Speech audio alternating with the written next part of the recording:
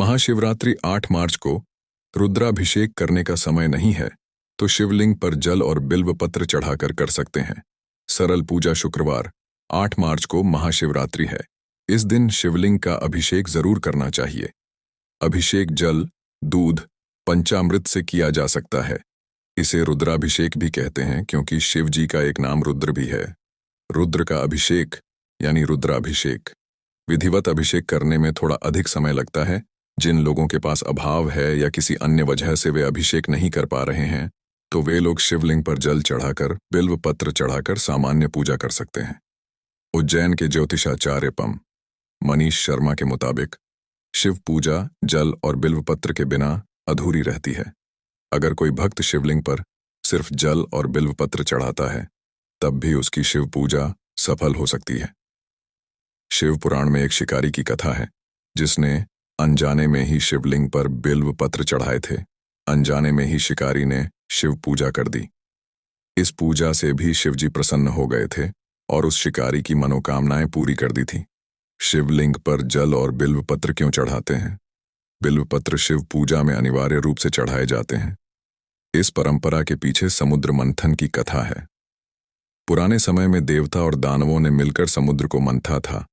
मंथन से सबसे पहले हलाहल नाम का विष निकला। इस विष की वजह से पूरी सृष्टि के जीवों के प्राण संकट में आ गए थे। सभी की रक्षा के लिए शिव जी ने इस विष को पी लिया और अपने अपने गले में धारण कर लिया। विष के असर से शिव जी का गला नीला हो गया था। इस कारण भगवान का एक नाम नीलकंठ पड़ा। हलाहल विष की वजह से शिव जी के शरीर में गर्मी बढ़ने लगी थी।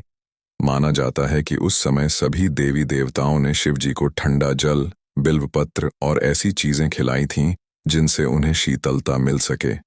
बिल्वपत्र एक औषधि है। ये शरीर की गर्मी को शांत करती है।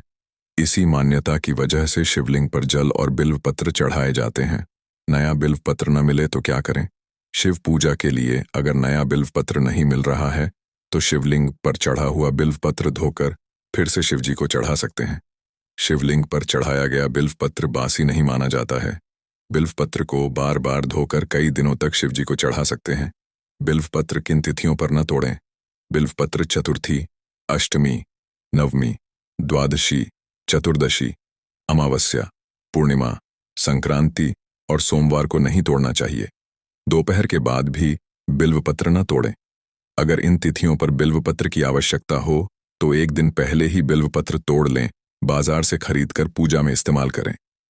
अगर इन तिथियों पर नए पत्ते न मिले तो शिवलिंग पर चढ़े हुए बिल्वपत्र को धोकर फिर चढ़ा सकते हैं।